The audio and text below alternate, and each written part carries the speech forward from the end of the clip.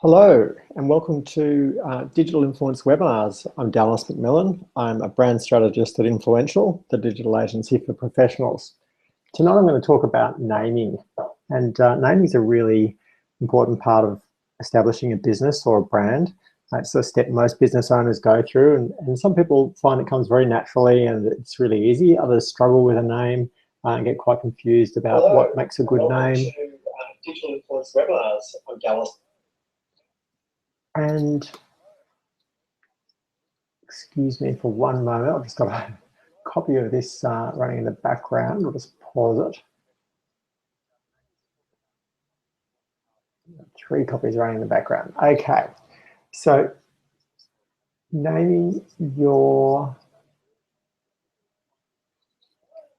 brand or business, really important, and particularly challenging in the days of the web, because it's more than just choosing a business name these days. We've also got to think about domain names, page titles, and actually ranking with our name, getting good conversion when people land on our business name, our business or our website or our book page. We really want to get that instant connection and recognition of our brand or attraction to our product, so that people decide to take that next step and interact with our brand or purchase our product.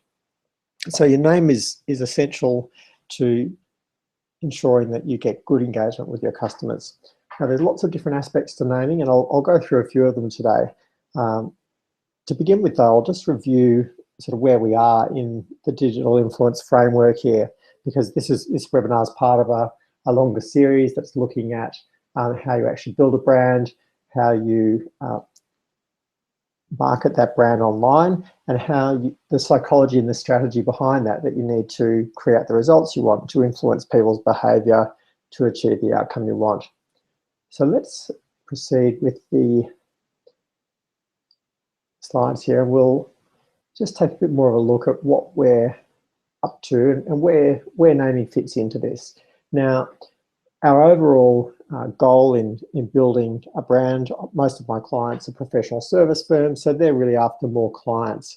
If you're on a product business, you might be after more customers or more product sales. But overall, we want to get more people coming into contact with our business or our brand, and then having them know, like, and trust our brand, so that they'll try and ultimately buy our most valuable products and services.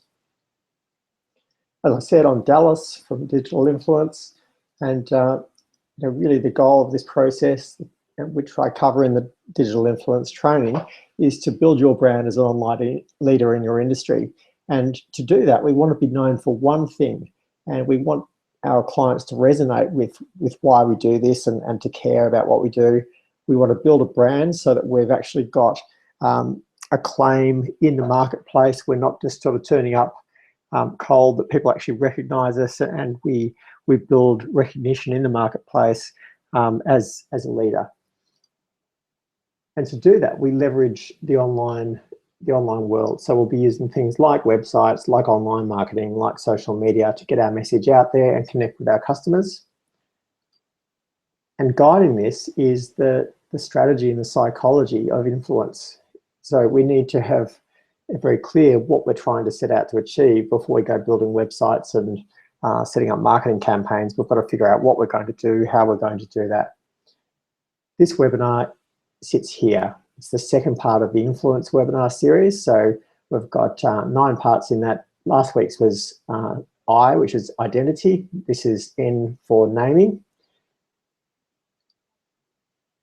And I'll just whiz through these first steps. So we want to be known for one thing. It's very hard to build a reputation for being good at 10 or 20 different things. Even 2 or 3 things is about the limit of how many things people can remember.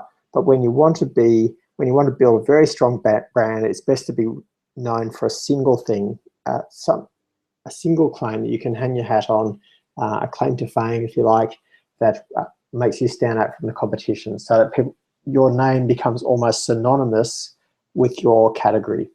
You can think of products like Google or Xerox or Kleenex. They've achieved this, where their name has become so representative, their brand has become so bonded to what they do, that it becomes the substitute or generic word for that product.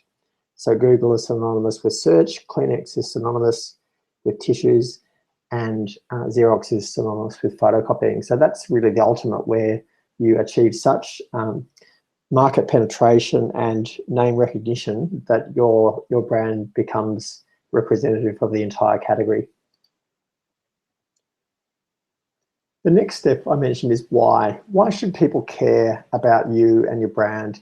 And I've spent years now looking at brand development and branding strategies, and there's a really common thread to how most branding agencies approach this, the question of differentiating and establishing a brand.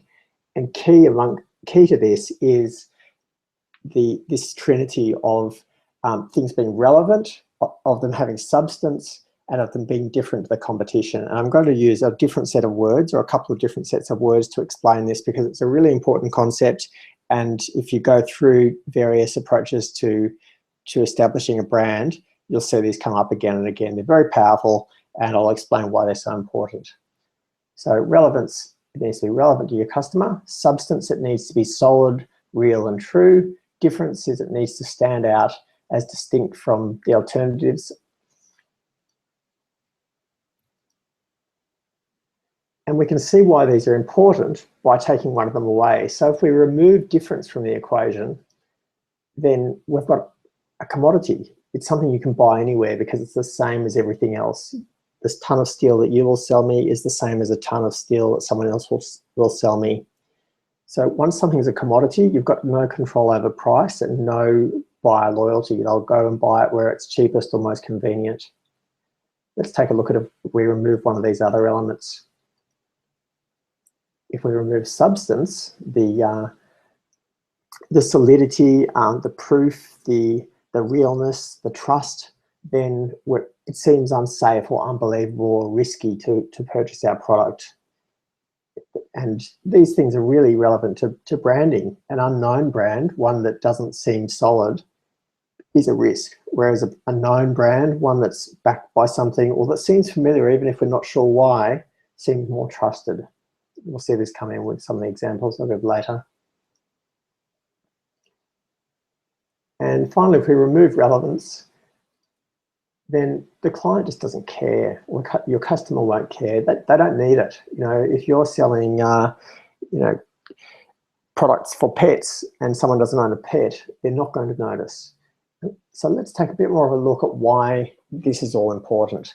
The reason these things matter is that our brain is wired to identify certain things in the environment that will keep us alive. And obviously for most of us today, staying alive through the day isn't a big challenge, but through history it has been. And at certain times in our life, you know, if we're crossing the road or we've got to purchase a new vehicle, perhaps we can make decisions that could affect the life and death situations, maybe not right now, but down the track. So there's certain parts of our brain. I'll just go to the next slide because it looks like a bit of my text has been cut off here. There we go. So our brain is really concerned with keeping us alive, and there's parts of our brain that are particularly focused on making decisions quickly and committing to action that are really important in marketing and branding. And these decisions are controlled through parts of our brain that are quite primitive. So sometimes you might hear this called the lizard brain, or the primitive brain, or the ancient brain, or the monkey brain. It's not our neocortex, our thinking brain, which is this smart part out here. Instead, these ancient parts live in the brainstem, which is the part that connects the brain to the spinal cord, and some of the floor of the brain here, and some of these areas up here, like the limbic system, that have been with us through evolution and are present in lizards and shrews and marsupials and all sorts of animals, because they're concerned with, should I get that extra bit of cheese, or is it too dangerous? Or should I stop here and risk a fall? Do I fly with my friends? All those decisions that animals have to make day in, day out. Is there a predator coming? they're controlled by these systems, and these are the same systems that come into play when we're looking at parting with money or resources or making big decisions. So some of the just kind of keywords to look out for here: the amygdala is part of the emotional center of the brain, closely related to the sense of smell as well, and emotions are really important in decision making. And it's worth being aware that we tend to think of decision making as being a conscious, rational process. In fact, lots of studies have shown that decision making is an irrational, emotional process, and that afterward your rational brain rationalizes it and sort of takes the credit for the decision, but actually isn't involved in the decision. It sort of stands by and then it interprets the information about what occurred and said, oh, well, I did this because. And there's some great stories to explain that, but we don't have time in this webinar to go into it. So the amygdala is concerned with actually sort of the decision-making process. The reticular activating system is really useful to be aware of, just in terms of understanding why brand recognition is so important and why we need multiple contact points in our marketing. So the reticular activating system is the part of your brain that makes you notice when you have just bought a brand new red jacket and you walk down the street and you see 3 other people with red jackets, and it's like everyone is wearing a red jacket all of a sudden. Of course, it's likely that the frequency of red jackets in the population hasn't changed, but rather you've become sensitized to red jackets. You're noticing them where you didn't before. And this is really important because, you know, if you are a wild animal, then noticing that, you know, a crocodile popped up one day and then it popped up the next day and, gee, there's a lot of crocodiles around here, that can be a life and death thing. Or if we're searching for, you know, perhaps some berries or some other sort of food that's rare in the environment, and then we notice it, and then we harvest it or gather it, and then we notice it again, we start to become sensitized to that and we'll see it more easily. So it's really important to help us to search for things and then to differentiate between things. And of course, that's super important when we're choosing products. Most of us, when we're buying things, we'll first notice that our friend has a new iPhone or a new vehicle or piece of clothing. We'll notice some other people have them as well.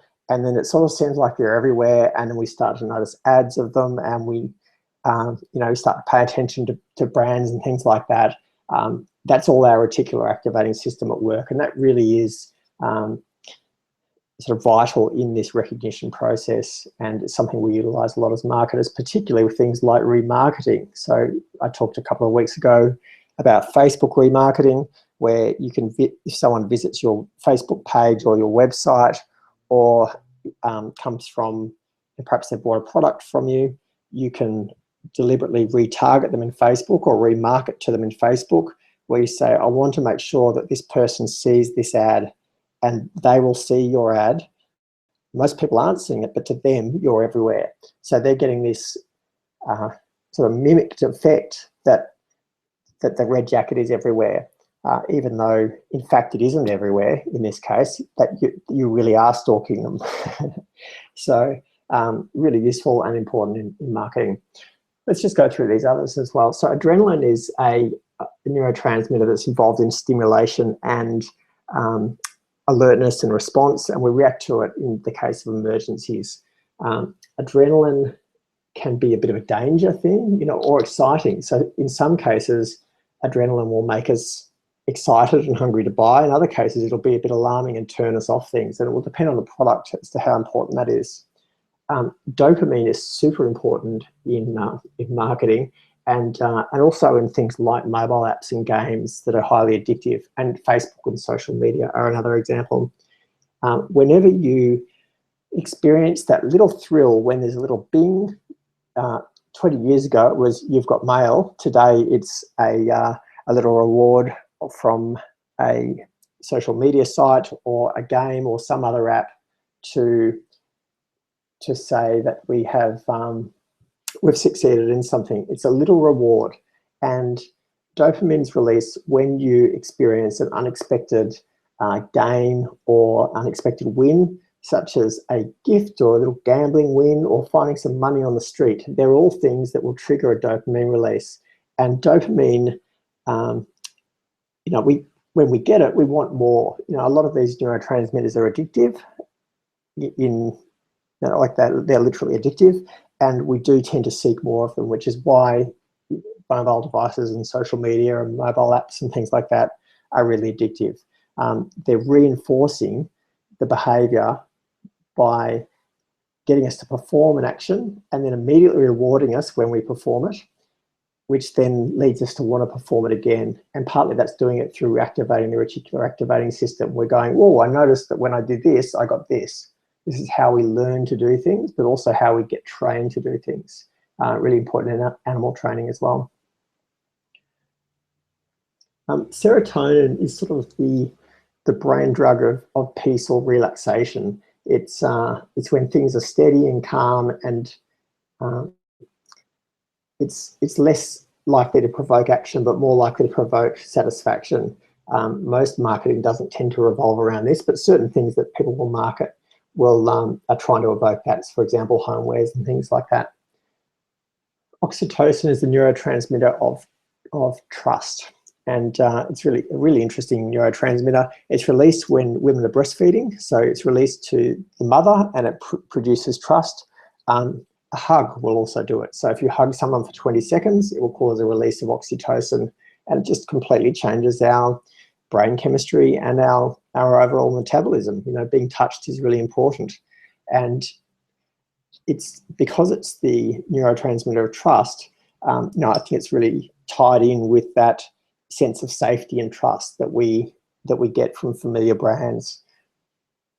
So let's move on.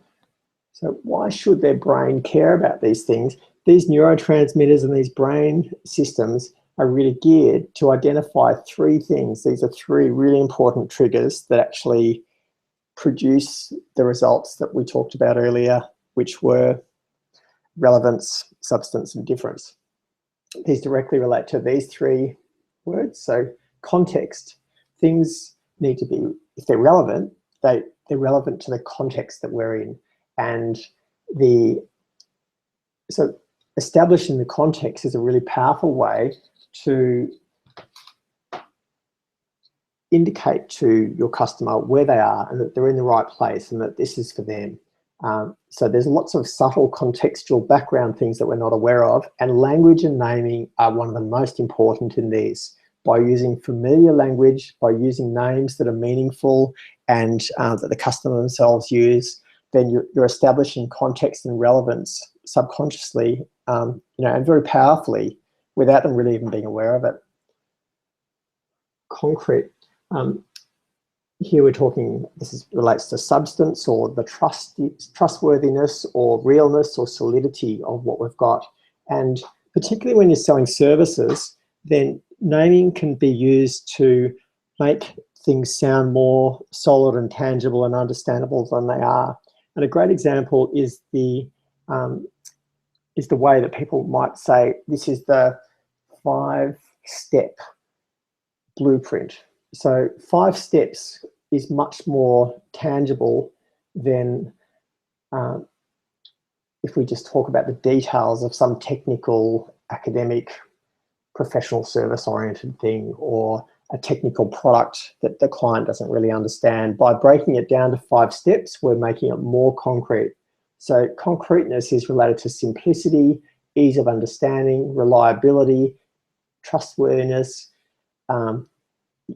I'm sure you can see what I'm getting at there. So the more, by using concrete words in your language, so things relating to number, size, or by turning things that are not physical into things that sound like they're physical, like a blueprint, a system, a formula. These are all, they're metaphors or analogies that help us turn something that's intangible and sort of informational only and a bit hard to understand into something that's concrete, easy, and something we can get, because the part of our brain that makes these decisions to actually buy, that emotional,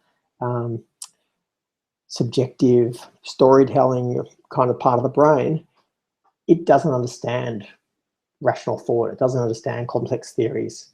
But if you say, oh, look, this is a system, we've got experience of physical systems working, and you think, oh, that sounds good, I need a system. That's because this is really complicated. Now, if you can give me a system that's step by step and I can just follow it through, then it's using this physical metaphor to make it easier to understand and more real and simple. Contrast is really important in naming as well. So we want our name to be different to alternatives, to stand out, so to have contrast from the competition, to be different from the competition. But we also want to create contrast between the before and the after of what our product will do or what our business does. So, for example, from fat to slim, just using a really simple example, that makes it very clear what someone in weight loss does. The contrast there is not about contrasting against the competition, but rather saying we can deliver a certain sort of value. That value is that where you were once fat, now you're thin. It's very easy for the part of the brain that struggles to interpret complex things to understand by making it very high contrast.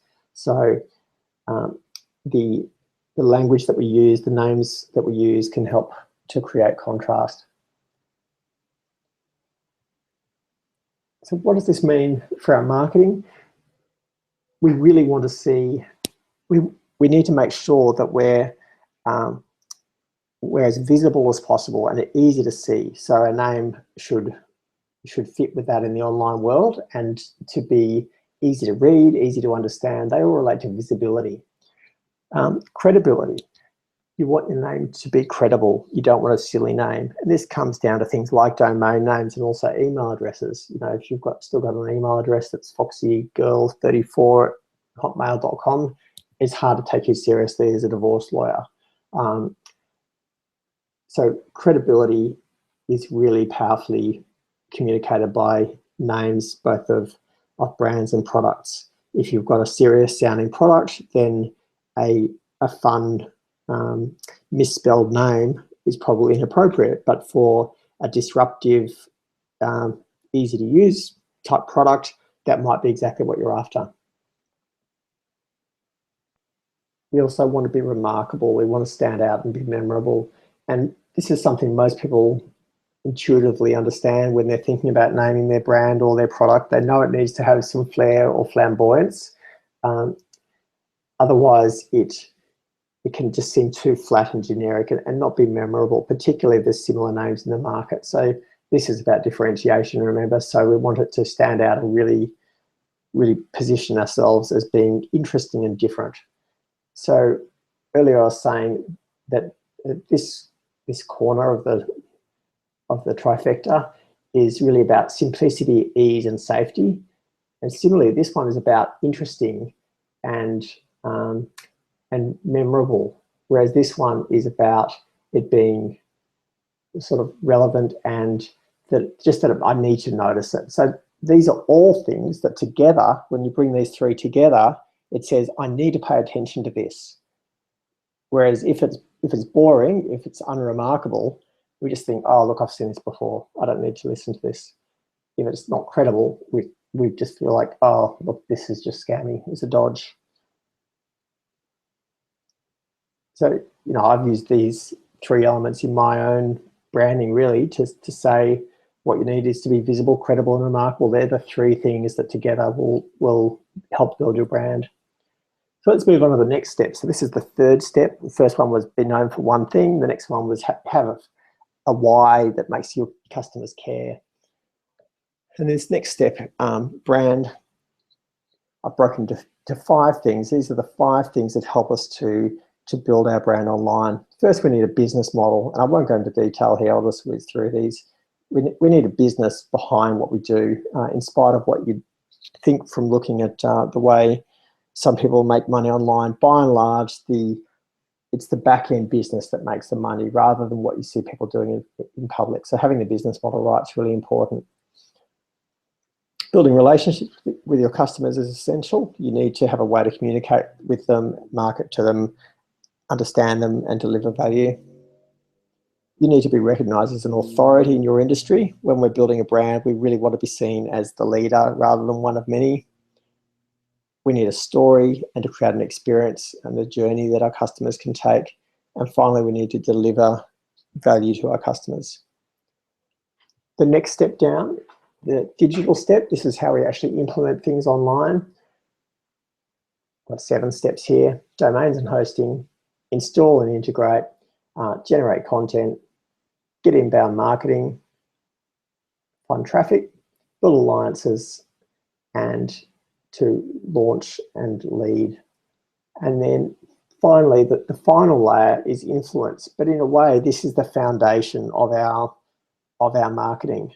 And as I'll explain later, this really supports the layers above. If you don't have these right, then you can do everything else right and things just won't work. So, in many ways, I see this as the most important. The next layer up, the digital stuff, that technical stuff changes all the time. What I teach you now won't be relevant in 2 years, whereas this stuff with influence, this is pretty timeless. Much of it would have been the same before digital marketing came along, and will continue to be the same as things change. So last week we did identity. This week we're working on naming, and next week we'll be doing friends, fans, and followers. So that's the connections you make online. Then being a leader, having a unique point of view and value proposition, engaging with your customers, building networks, converting visitors into customers, and then elevation, always taking people to the next level. So there are steps in influence, and right now we're working on number 2, naming.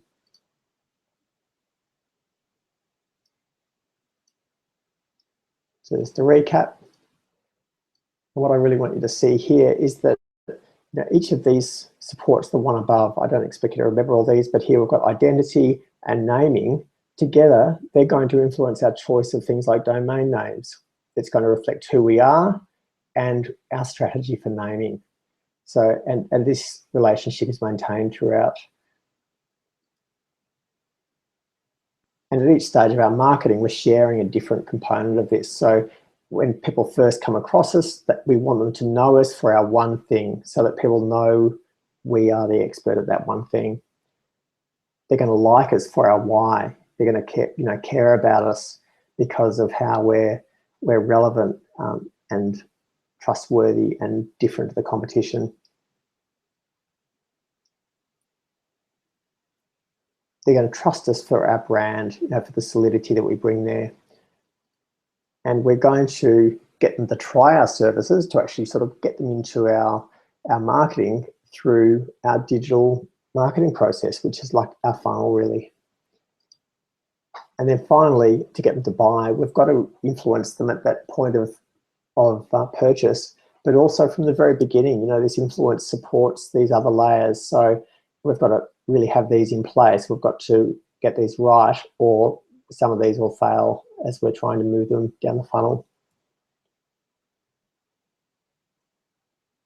And in some of the other webinars, I've shared this funnel approach where, effectively they're wanting to be known for one thing, and then each of these steps reflects through the process. Okay, so last week we did identity, and this week we're moving on to naming. What's in a name? As it's often said, a rose by any name would smell as sweet. Is naming overrated? Another way to look at it, though, is that naming is power. And people have known for years, millennia, that names are important. You probably recognise this big guy, and you might recall that this is Rumpelstiltskin.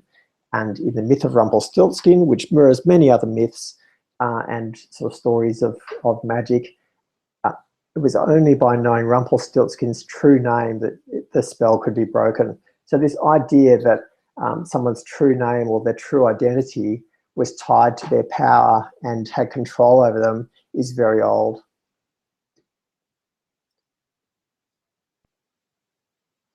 Names convey meaning, and I think it's today we're sort of removed from that mythical world, but to other cultures particularly, and also in our own culture, we're just not aware of what impacts us.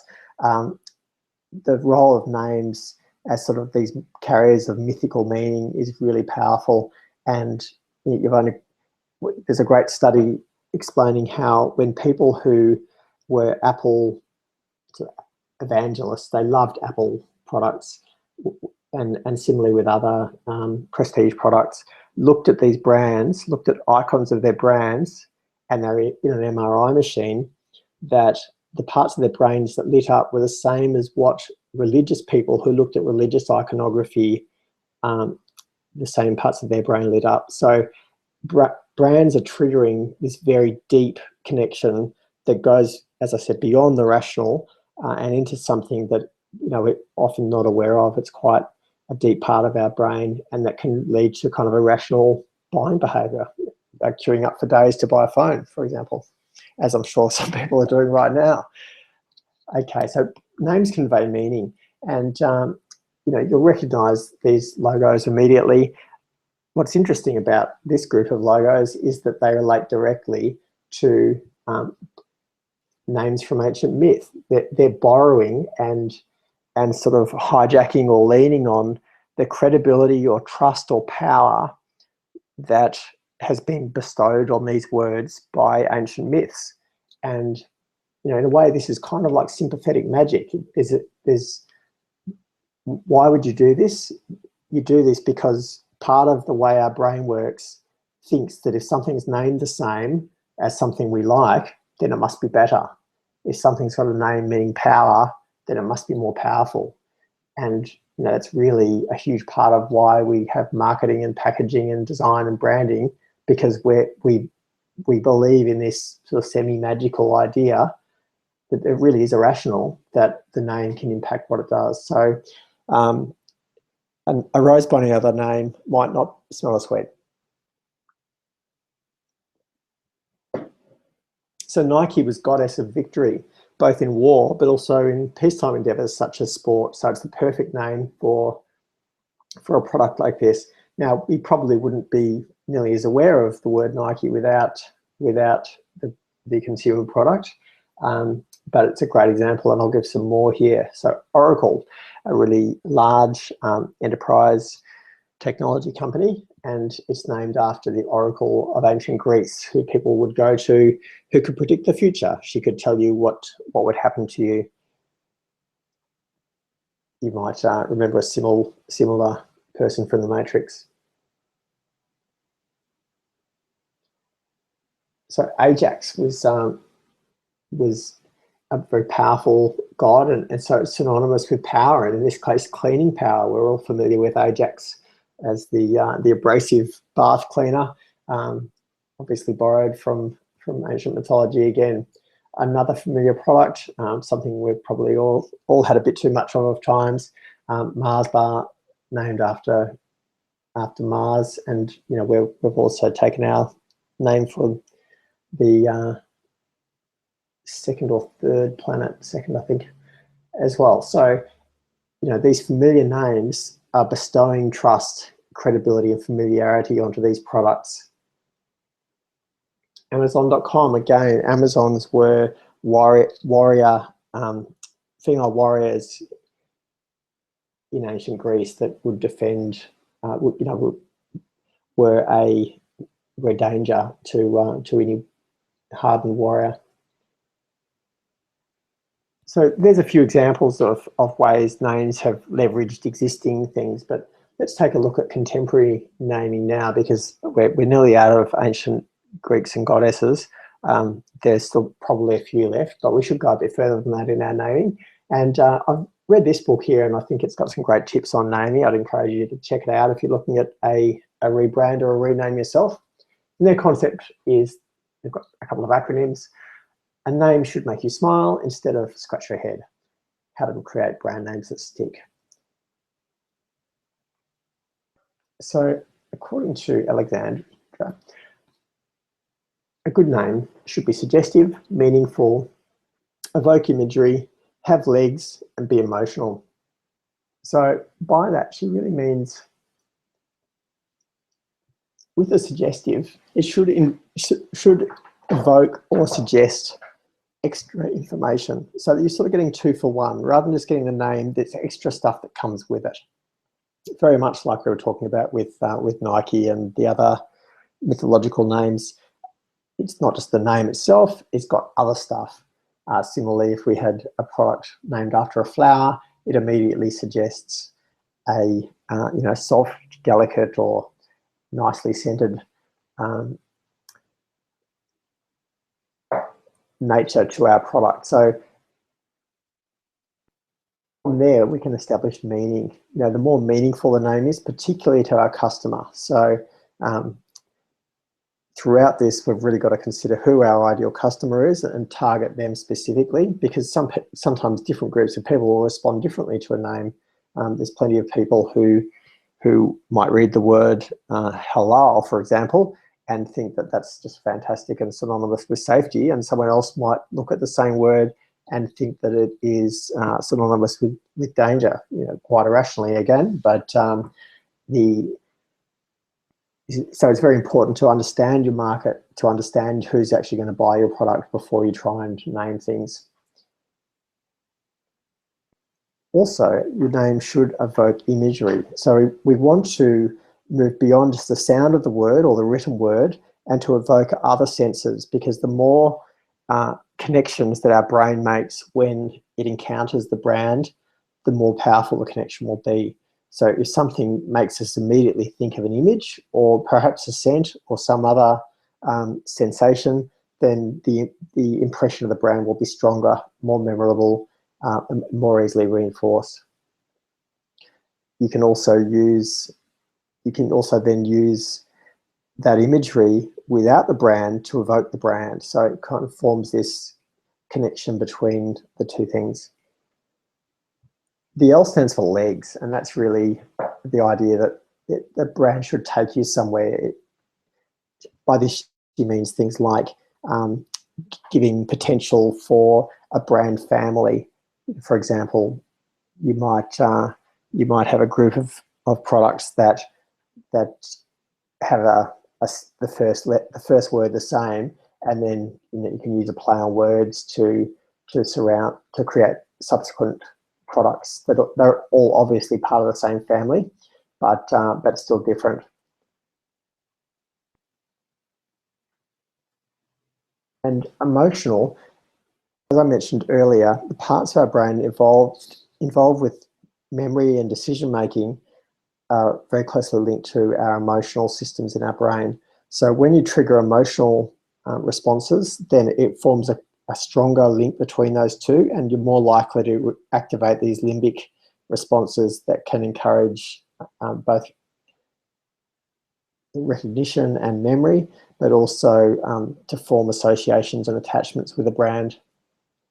And as I said, the ultimate in branding is that on one hand you become synonymous with a name, but on the other that you achieve this almost mythical, religious-like association that some of the really big brands have achieved. And that's not just through their size, it's through something else that they're doing for people, or ways that they're evoking things beyond just what the brand can be. There's just no way that a phone or a computer can create a religious-like experience, and yet for some people it's so positive and transformational that it has it's almost as powerful as a religious experience, as evidenced by those MRI scans. So Alexandra says, a good brand name should make you smile, not scratch your head. And here she says, don't use words that are hard to spell. Don't use brands that are confusingly similar to your competition or other brands in the marketplace. Don't be restrictive. So some brands will limit what you can become. For example, if you name your brand after an early product or something you do or a marketplace that you serve, then you can outgrow it. For example, in my business, I started off doing a lot of search engine optimization. Most of our work was websites, but we really focused on making them SEO compliant so that our clients would rank really well, and got a really good reputation for that. But as time went on, I got a lot more interested in design and user experience and branding, and that sort of, the name limited me, so I rebranded to Influential. You also don't want a brand that's annoying. You don't want your name to evoke negative responses. in your customers or even elsewhere in the market. You don't want it to be tame, and by that means she means it can't be boring, because we want it to be memorable. Curse of knowledge refers to, as experts, we've very often got an insider's view. We've got a privileged, expanded understanding of what our industry, how our industry works. So we might think, oh, this is a great name, but actually no one other than our colleagues will understand it. Our customers don't really know what it is, or they don't care. So the curse of knowledge refers to, as an expert at what you do, there's probably things that you think are really important that your customer just doesn't care about. So that really comes back to making it meaningful to your customer. And then finally, you don't want it to be hard to pronounce. And this ties into the spelling challenge one as well. There shouldn't be any risk of confusion or mispronunciation. And this becomes even more important when we get online, of course. So look, I'll leave the slideshow now and just go across to my browser, and we'll just jump onto Google and have a bit of a look at some brand names, and have a bit of a look at some of the keyword tools and things that we can use when we're thinking about brand names, because it's obviously a bit more complex naming things when we want to start ranking in search or starting to look at the online world. So I'll just come across to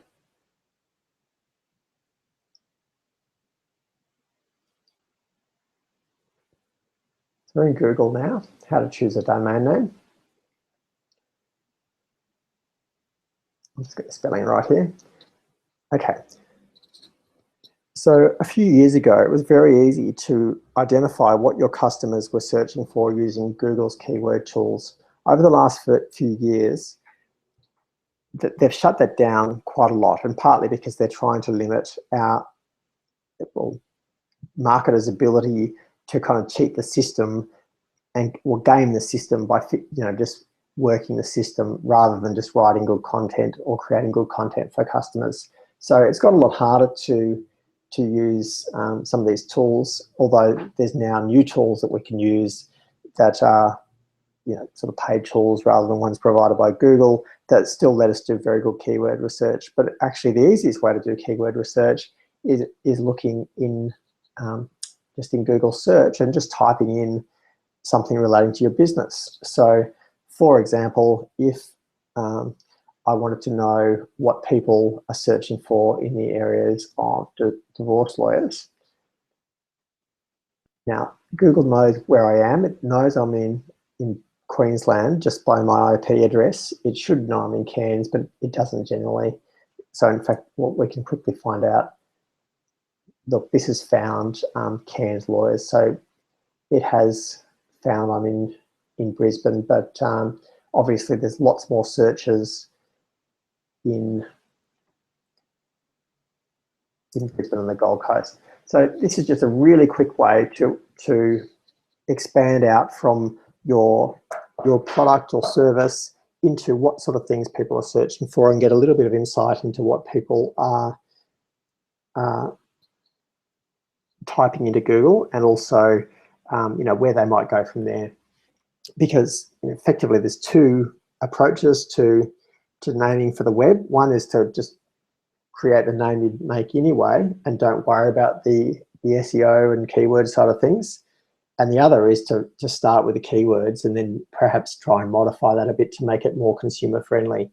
Now, when I was in doing a lot of SEO, then often we'd just create a website like Divorce Lawyers Brisbane, for example, and it used to be really easy to rank domains that had an exact keyword name. And for a lot of businesses, that's quite an attractive thing, and a lot of people actually go and buy up 10 or 20 different domains and just sort of stash them away thinking that that's going to help them rank. The value of exact match keyword domains is much less useful than it used to be. There was a time when you could almost guarantee ranking a number one or on the first page with a decent website and an exact match domain, whereas now it's much less common. So for example, here, typing in divorce lawyers, none of these have the word divorce lawyer in there. divorce.com.au is the closest. Family lawyers is probably not far off. So Google actually, it doesn't panelize those names, but it doesn't give it nearly as much weight as it used to. However, exact match keyword domains are still very valuable. And one of the reasons is that you can use just the domain itself is now anchor text for a link to another website. So how do you, if you're starting a new business, how do you choose a name for your website? Obviously, you want it to reflect the name of the business, and quite often this will be based on, the name of the founders in some professional firms, as is the case in a few of these. Very often, people will have gone for an example like this. So here we've got Ken's Family Lawyers, then we've got their business name, and then we've got their industry, family law. So this can still rank this can assist in ranking, and if someone reads this, they immediately know they're in the right place. That's another benefit. So we always want to be thinking when we're designing for search engine optimization that really the search engine is only a fraction of the equation, and the biggest part of the equation is the customer. We want them to, it's got to be relevant, meaningful, and trustworthy, and different and memorable enough that they're going to care. So if I was in Cairns and I'm after a divorce lawyer, I might read these and think, oh, are they even in Cairns? I can't tell from reading this. Whereas these guys, I immediately know that they're there. So there is a benefit to using exact match, and I often call this geography, industry names. So place, industry, where you are, what you do. That's a simple way to do it. But what you're losing there is you're losing branding. So there's a trade-off between saying I'm a plumber in Brisbane versus I'm Ajax Plumbing.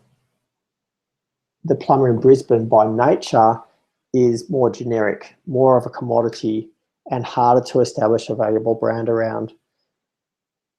But it's easier to establish relevance. Whereas when you're building a new brand, one that's unknown, it's harder to establish relevance and to be remembered. But then once you do, it's easier to stand out as being different, if that makes sense, because you're less generic. You're not saying, oh, yeah, I'm a Brisbane plumber.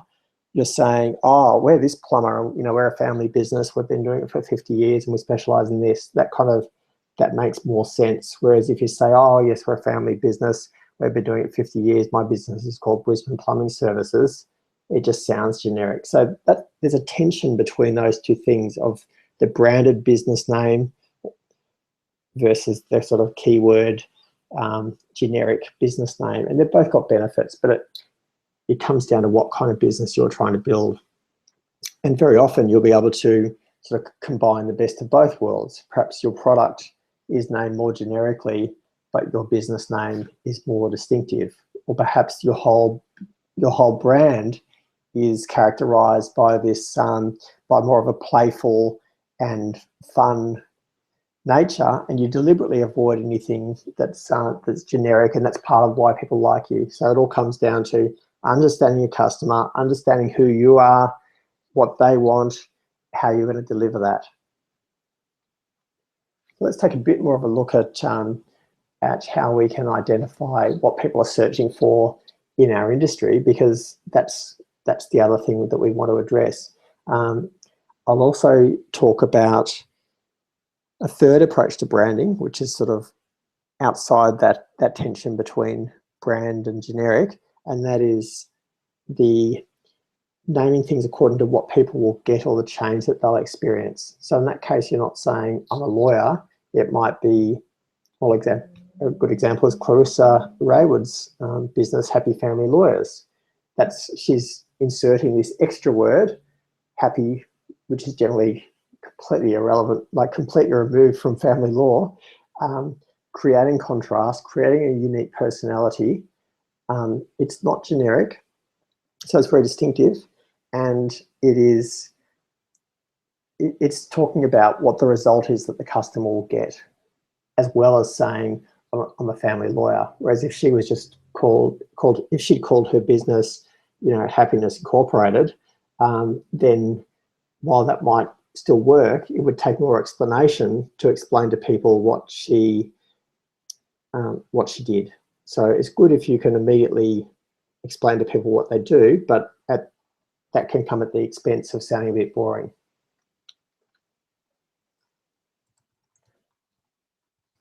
So we'll just have a look at Google's keyword tool. There are a lot of other keyword tools. This is very easy to use and a good place to start. So to do this, you just need to sign into AdWords. And if you need a Google account to do this, such as a Gmail account, a YouTube account, Google Analytics account.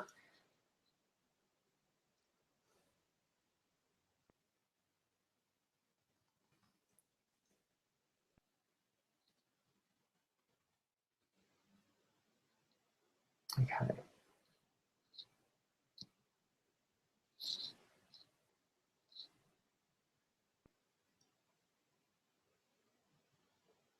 Okay, so Google's keyword tool is designed for advertisers to advertise on Google.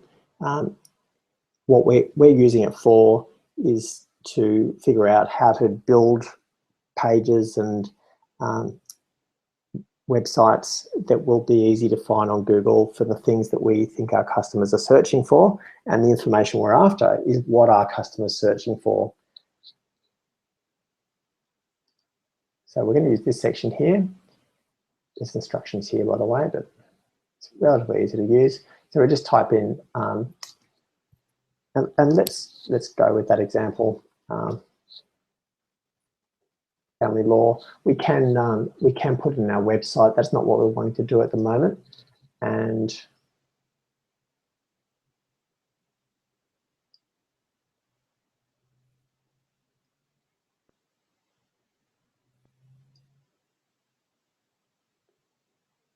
okay, so we've found our exact product category, and let's say we're looking at divorce law. Now, in this case, I am interested in Australia. I want English. We only want Google, and we've enabled negative keywords, and then we'll get ideas. So this is going to look at groups of, okay, reasonably often.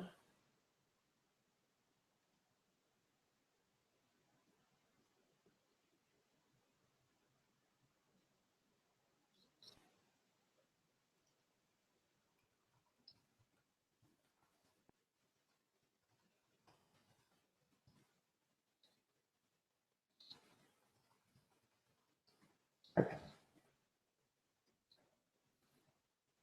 So I've just added some keywords in there. What Google will tell us is the total volume of searches, and this is Australia-wide, so we chose Australia.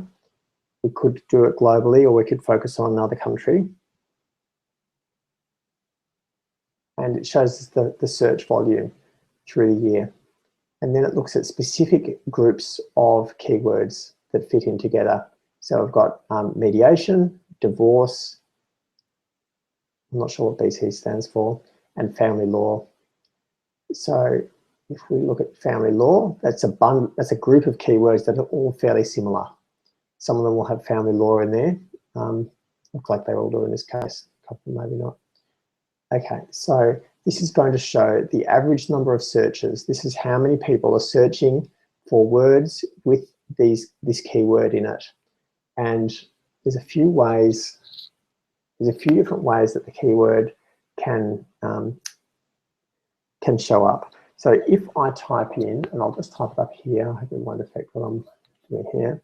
So if I type in family law property settlement, Google, then that is what's called an exact match. And you can see that's exactly the same as that. Now, it's not the same as this. So this search, if I type this into Google, I would come up as being here. Like I'd be in this one, but it wouldn't come up in this one because I've got words that aren't there. Whereas if I've got family law,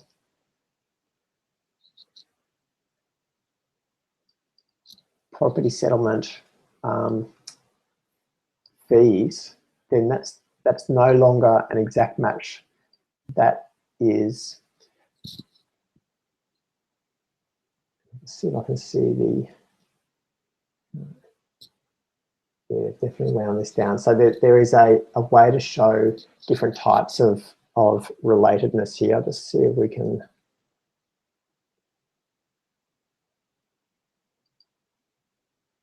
No, it's not going to let us do it.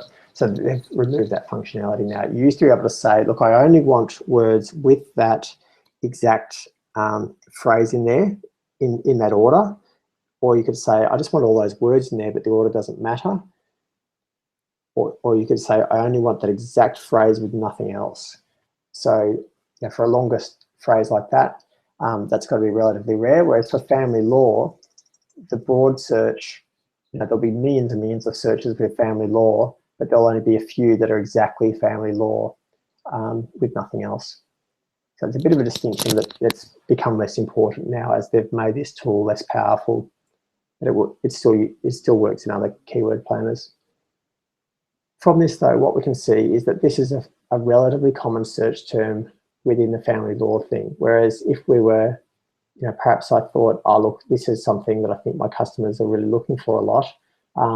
We can see it's actually a fair bit less common than the property settlement family law. That seems to be what people are searching for. So in terms of choosing business names, naming our website or naming pages or products or anything like that, then just knowing what keywords are popular can be useful. However, people typing things into Google, they're often not being emotional. So sometimes they're, I think it's their rational brain searching. That's not their buyer's brain. That's not the emotional decision-making side of the brain. So, as I said, I think there's a big distinction between the part of our brain, the thinking part of our brain, versus the part that actually makes a buying decision. And what I've come to realize is it's important to focus on that emotional brain more than just the rational brain. So look, I'll leave it there with keywords for now, because I do go into domains and keywords a lot in the digital section. But for now, that will do us just enough to know this is a tool you can use to understand what people are searching for on Google in your industry, just to get some ideas about what products are available, particularly if you're developing a new business or a new product. So I'm going to change back to screen.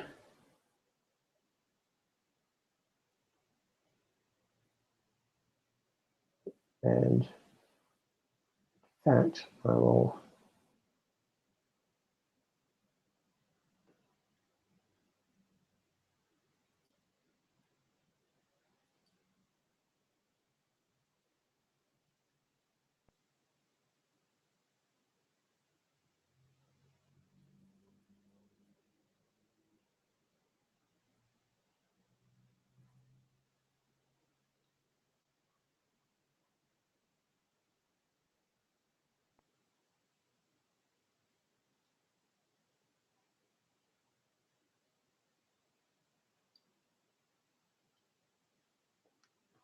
just find the my presentation. A few too many windows open here. Okay. Oh, there we go.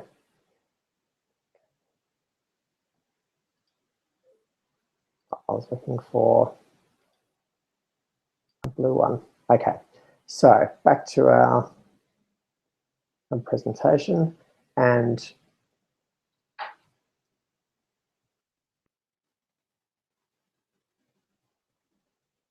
let's go back to our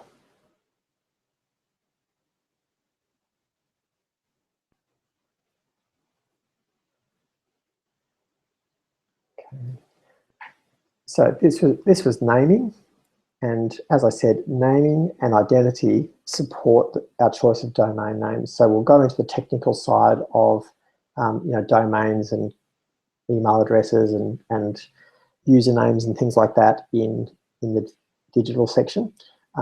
Today we're just covering naming, and I really wanted to get at that kind of more the psychology behind why we respond to certain names and not to others. Next week, we'll look at friends, fans, and followers, and that's really looking at social relationships and how they fit together. That is going to both be sort of general theory about how social networks work, and how to use them strategically, and how to position yourself within social networks to be close to your customers and to be able to capture a lot of value from within the network, because often it is the way that you are connected to people within your industry and to your clients, and that you're sort of you're the gatekeeper between two groups of people, is often how you extract value. So that's a really important component of learning to use social networks. So look, I look forward to seeing you then. Thanks very much for joining me on today's webinar, and we'll continue next week, and we'll continue working on building your digital brand. Thanks very much.